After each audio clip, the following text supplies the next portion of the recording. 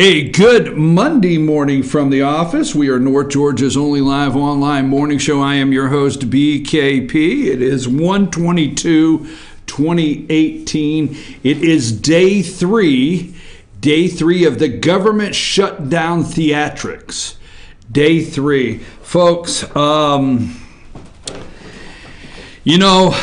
there's no need to head to the theater. There's no reason to find tickets to a show on Broadway or downtown Atlanta because we always have the theatrics of our politicians through this government shutdown.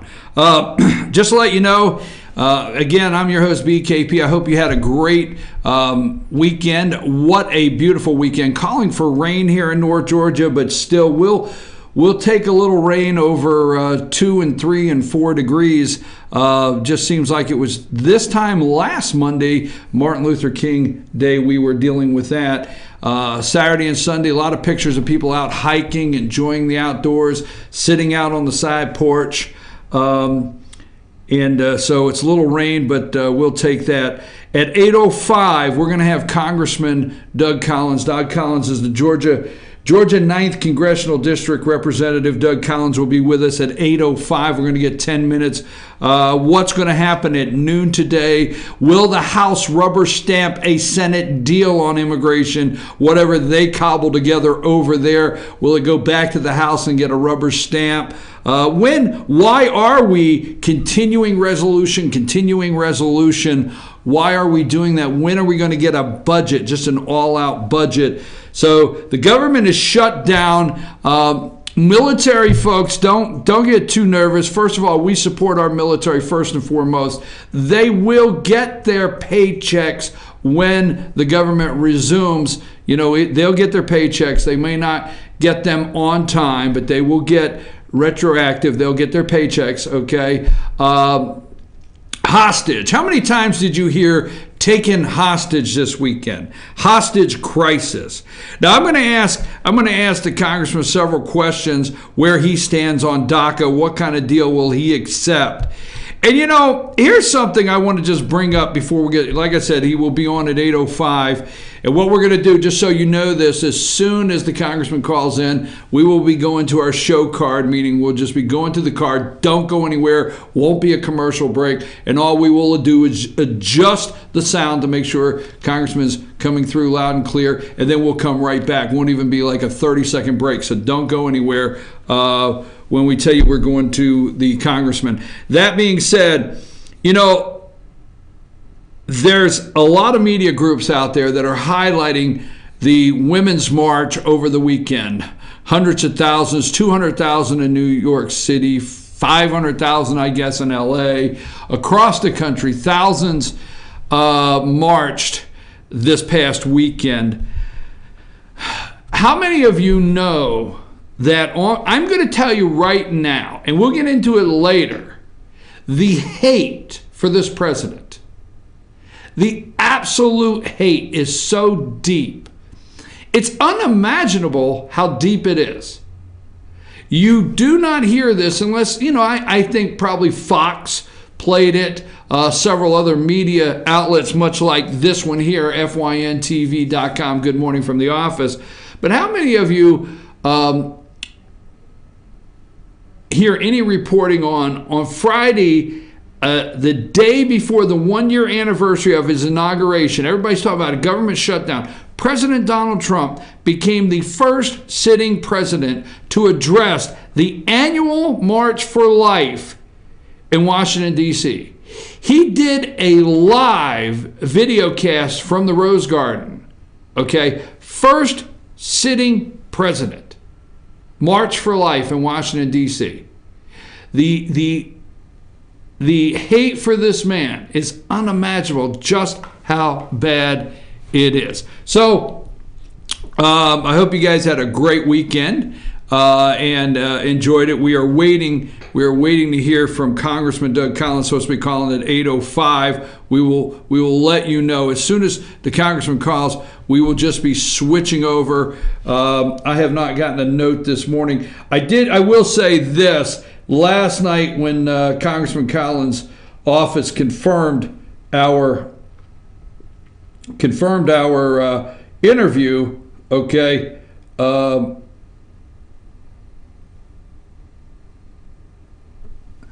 Are we down? Okay. All right. All right. Anyhow, so yesterday when we confirmed, are we good?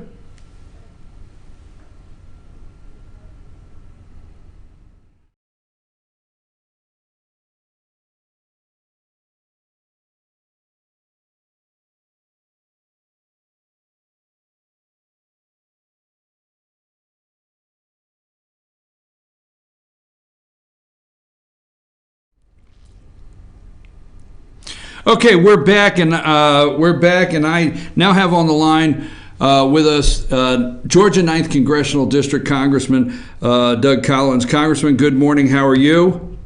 I'm frustrated. I'm up here in the middle of a Democratic shutdown and ready to get the government back open so that the American people can be assured that their business are being put care of. But undoubtedly, Chuck Schumer has a different story.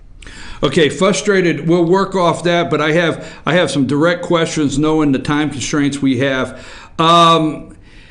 What do you think? Obviously, you can't speak for the Senate, but what do you think happens at noon today? Do you guys hear over in Congress what the outcome may be about this potential noon vote on a continuing resolution over in the Senate?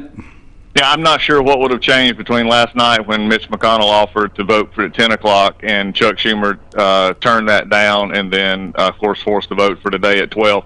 I'm not sure what's going to change between now and then.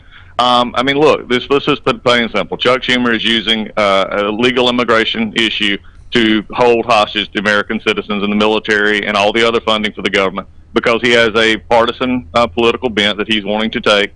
And at this point in time, I couldn't tell you. I mean, it goes into sort of what, the old astronomy term, black hole. It goes over there and nobody knows what's going on, especially in Chuck Schumer's mind. Okay. The other thing is we're hearing that Chuck Schumer offered the president full funding for the wall. But can you explain the funding versus appropriating the money? If an immigration deal comes through that has funding for the wall, will the House appropriate the money? Can you clear that up for us? Sure. The issue here is, and again, I'm not sure what's went on in that meeting. I mean, I wasn't in the meeting, so I can't say. But there is a difference in authorizing and appropriating. Authorizing is about I'll just break it down into simple terms that I can understand. If authorizing is telling my son that he can go to the movies, appropriating is giving him $10 to let him go. Authorizing sounds really good. Yep, son, I've told you could go to the movies, but until I give him the $10 for him to go, he can't actually go to the movies. So the difference could be is that Schumer is actually saying, we'll authorize the wall over 10 years, but I'm not saying that I'll vote to appropriate the money for that much. Doesn't that resemble a little bit of the 1986 amnesty deal that actually border security was part of that and it was authorized then? I mean, isn't this almost going back to 1986 and sounding like that all over again, what they are offering? I mean, it could be. I mean, that could be an analogy made there. I'm not going to say that it's not. That was always the frustration that many of us had, is that there was supposed to be other things. Right. I mean, I think Ronald Reagan dealt in good faith, but I think there was other things that should have been done that were not done during that time. I agree. Okay, where do you stand, Congressman, on DACA and what kind of immigration plan do you have to see? Does Doug Collins have to see that you will support? Well, I think there's several good ones. I mean, I think in the House itself, we have a plan that I voted on. Many of the pieces are that Bob Goodlatte has put forward. I'm a part of that bill, but I support the president when the president laid out his parameters as well, and that was border wall, the border security, ending the chain migration, the visa lottery system. Those kind of things are actually, would be very willing to go along with. There is some discussion, and many people gloss over this, and the question is, what do you actually do with the DACA recipients? Do they, the most extreme is they go straight to citizenship. You got others who say they go to a legal status, others with green card, and then they can go. I mean, those are needful discussions, but none of that has actually been, really weighed out. So I think we're waiting on to see how that works out. But I want to support the president getting the border security, getting the things we need done to make our country safer and have a better immigration system. Okay, on the budget, let me just back up to the budget. We have passed several continuing resolutions. This one here would only go to, I think, February 8th, about 3 more weeks of what they're doing over in the Senate. Where do we stand on an actual budget? Where do we stand on actually putting a budget together that every 3 weeks we're not going down this road? Well, I think the real issue here is that the unfortunate part is that the same issue dealing with opening the government is also the same issue that's holding us from getting a 2-year budget cap deal that the president's been asking for and others, and that's because Nancy Pelosi and Chuck Schumer and the others have been wanting to 2 things. They've been wanting to solve in their mind, the DACA issue first, but they're also wanting to take the discrepancy between defense discretionary spending and non-defense discretionary spending, and instead of just removing the caps and allowing the new totals to come on, they want the non-discretionary defense spending to equal defense spending. So in other words, they want to hold the budget numbers hostage on military spending, which we need desperately. They want to bring up all the other spending to equal level, back to a parity situation, what they call it, with non-defense and defense spending. So that's where we're at right now. We're very close. Undoubtedly, the numbers are very close, but they're not going to sign off on it until they decide that they can get some other stuff.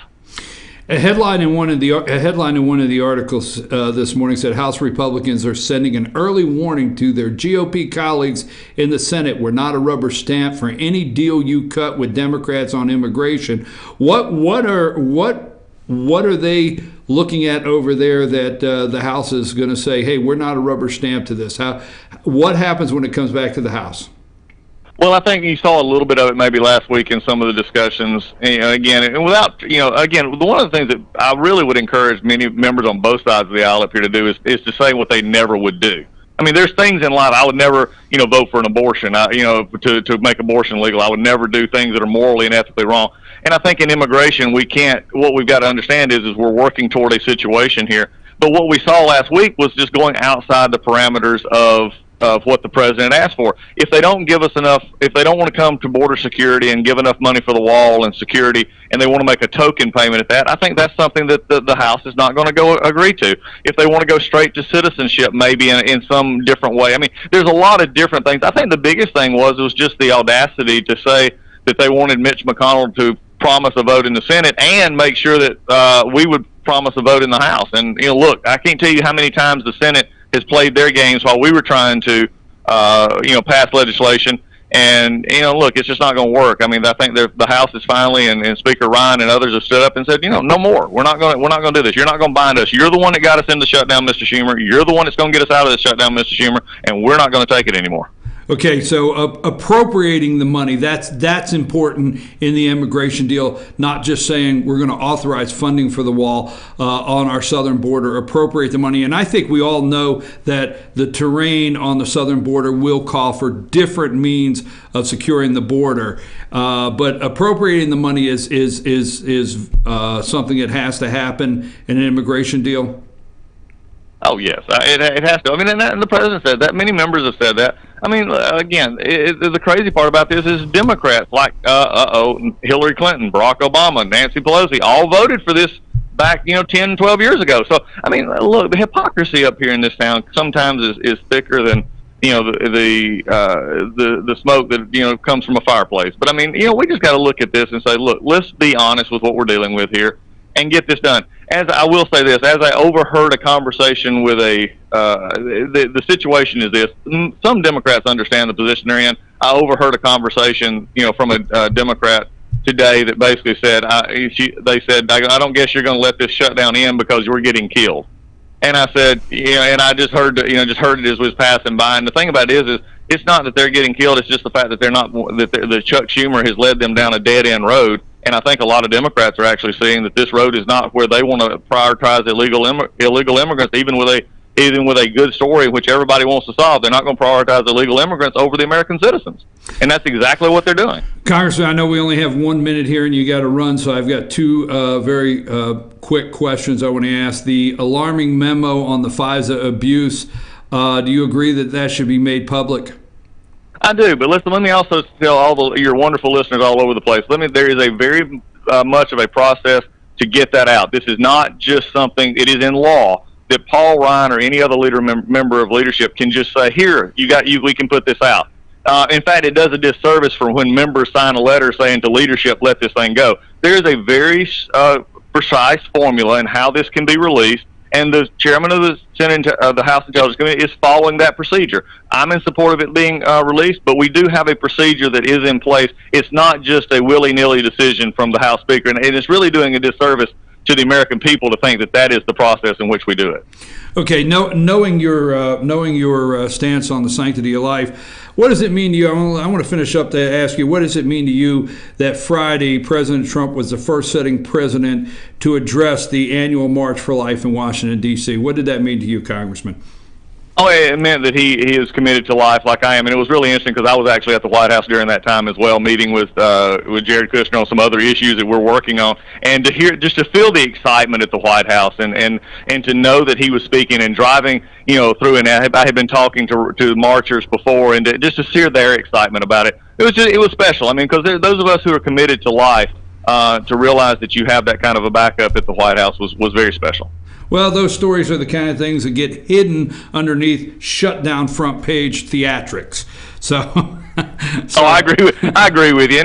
And this, like I said, there's a lot of things out there that need to be discussed, Brian. I mean, this is serious business. I believe the president's wanting to do serious business. We're wanting to do serious business.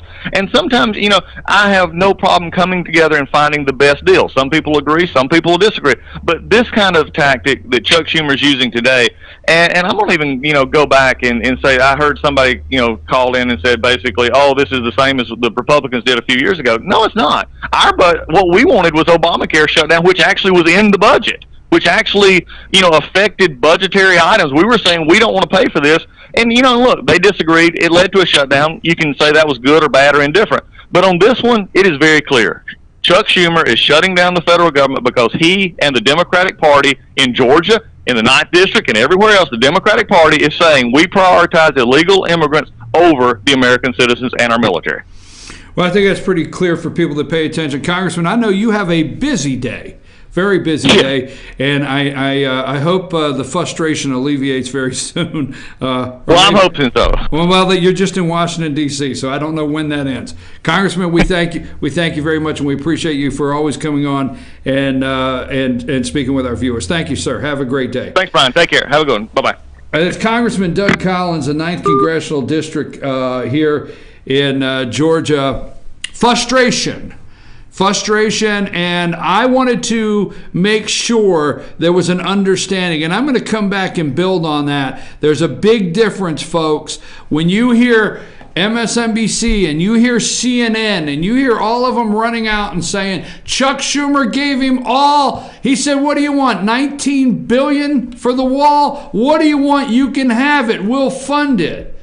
Folks, appropriation, and I guess, the best way, the congressman did a great job. You can tell in explaining that, you can tell your son he can go to the movies, but giving him the $10 to go is a whole different thing. And that's exactly as simple as that example is. That's exactly what Mick Mulvaney was saying yesterday. They are out there, he didn't say lying, my words, lying to the American people that they're prepared to fund the wall, but they're not prepared to appropriate the money. Big difference. I'm your host, BKP. We'll be back right after this break, and we're going to break all this down for you.